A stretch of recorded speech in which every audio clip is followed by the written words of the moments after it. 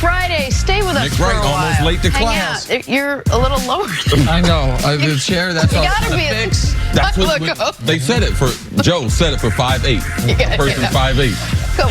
Please, got a lot of jokes. Feel gargantuan. A lot of jokes being played on a Friday. Y'all lower my chair. That is the Hall of Famer, Chris Carter. Nice crispy white shirt. This little guy You look here. nice as well. Nice little pattern on your shirt. What up, little guy? Hi, Jenna Wolf. Among other topics to be discussed today. Give me another one, Jenna. I'm coming. Yeah, baby. Is LeBron James uncoachable? Wait till you hear why we're asking. Aaron Rodgers watches another friend leave the Packers and break out your brackets. We got March Madness to discuss. Yes. That's where we are starting this morning. The highly anticipated tournament debut of Ja Morant. And he showed up. The Murray State sophomore went off. 17 points, 11 rebounds, 16 assists. It is the first triple-double in the tournament since Draymond Green with Michigan State back in 2012.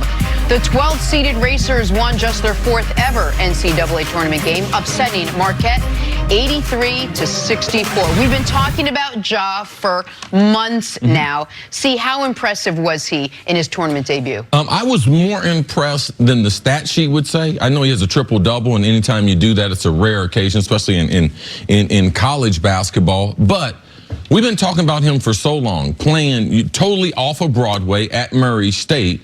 He's been on the highlights. We know he's explosive, one of the leading scorers in college basketball. Yeah, we know those things. But when you get to the NCAA, with all the type of pressure that the kids are facing, and he's facing a different set of pressure, this national audience that I don't normally have, how many of these games will I play before I turn pro?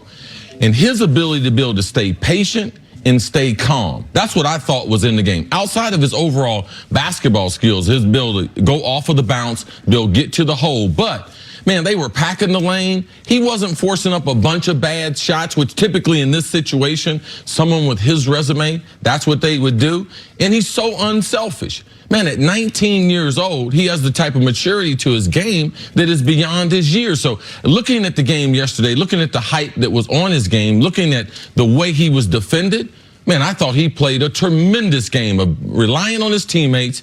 They ran some unbelievable sets. They're well coached, but man, he is truly one of the top talents that we have in basketball, and only his game's only going to grow. And for him to stay patient, despite the guy on the other side of the court, Marcus Howard, another All-American, he went off in the first half. He had 16, and this was a 4-point game with a few seconds left in the first half until Ja hit that three to close the half, and that kind of catapulted them to a second half where they were in full and total control throughout. This guy's a spectacular player. He averaged 10 assists per game this year. No other player in college basketball averaged 8. So the numbers, we've become numb to the triple-double because of Russell Westbrook, because of what we've seen at the NBA level. But at the collegiate level, just for some context, not just the tournament, he went at 15, 10, 15, hit those benchmarks. Only the second game that's happened in the last 20 years, tournament or regular season. Like, you don't see triple doubles in the NCAA tournament. There's a reason that you remember what D. Wade did at Marquette. Draymond having a couple when he really announced himself as an all-around player at Michigan State back-to-back tournament years with Tom Izzo. And the part about Ja's game that is so exciting to watch in this context is the constant improvement. This guy couldn't dunk until his senior year of high school. He was only recruited heavily by one school, and then another school got in late. He played a summer on the same AAU team as Zion Williamson. All the eyeballs on him. Everyone wanted Zion, people ignoring him. And it wasn't because people had overlooked him. It's because he wasn't this player yet. He was good last year, gave you 12, 6, and 6. This year, 25, 6, and 10. Only one in the country last year with 12, 6, and 6. We should have saw it coming. Absolutely, but very young too. 100%, even young given his class is what you mean.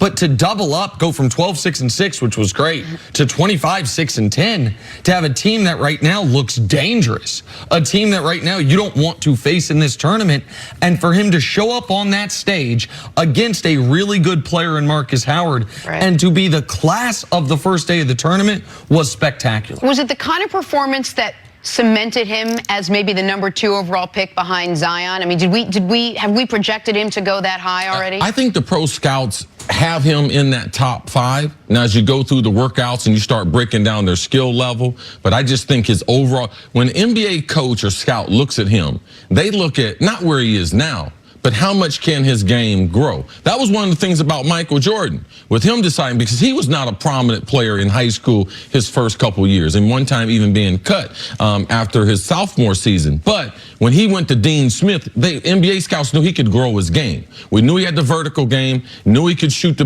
basketball at mid-range, but how would all that help in the NBA? I think NBA scouts, when they see him, he is so quick off the dribble, and he's 6'3". He's still very, very young. I guarantee he's got a vertical leap about 44 to 45 inches. So when you can play above the rim, you have range, and now you can see the overall ball handling. Like, he can get a shot anywhere on the court. He's a combination of a couple players that I've seen. I said, like Latrell Sprewell, Allen Iverson, and as far as the way he dribbles the basketball, man, he's going to be a special player. To me, I think what he did yesterday and what he did throughout this season has made this to where, unlike in years when Anthony Davis, everyone's like, oh my God, can we win the lottery and get Anthony Davis? And if you don't, your consolation prize is Michael Kidd-Gilchrist. I think this year at the NBA draft lottery, obviously teams are going to want that #1 pick.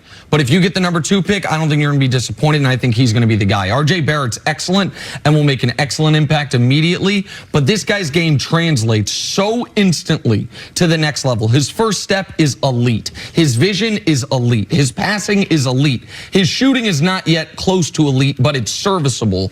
I think he can get to the hoop at the college level at will, and at the NBA level, he will be able to get to the hoop enough to complement. He can get to the hoop because he can shoot from range. Right. And so we were talking before about, is there a comparison? I hadn't thought of the Iverson one, and the Latrell Sprewell, you brought back old memories with the old two-handed dunk like he had in this game. That's what Sprewell's signature move was. There are some similarities to his game with Trae Young as far as the passing ability, but he is such a better athlete than Trae. Now, Trae's a better shooter, but he is so much quicker than Trae Young. They have similar ball handling skills. I think he's going to be the #2 pick of the draft. I think that is as locked in as Zion is to #1. I think by the end of this tournament, depending where the balls fall, because if someone has a point guard, he might fall to a spot lower than that, but he has the talent, and any other year outside of a Zion year, he would be up for being that first pick. And it seems like the most impressive traits are the one he already has that he doesn't have to learn. The poise, the confidence, the maturity on the court. Those are stuff that comes as you get older. He seems to already have that. Now he can really just go work on his game. That's why the moment last night was so big for him. To do it on that stage in the NCAA tournament. When C says he's young, people need to understand that part of it, and that factors into draft projection as well. He doesn't turn 20 until August. So he has the age profile and the growth profile of a one-and-done kid, except he's played 2 years of college basketball. So that adds to his upside on the next level, but he was the star of the tournament. It also shows you college does work. Yeah. You want to work on your game? College does work. No matter where you are, the good coaching, the consistency, the competition, it will help you get to the next level. All right, the Racers now face #4 Florida State tomorrow. In case you missed Ja, you get to see him again. Coming up, is LeBron James uncoachable? That's next on FS1, and you can always check us out on the Fox Sports channel on SiriusXM. We'll be right back.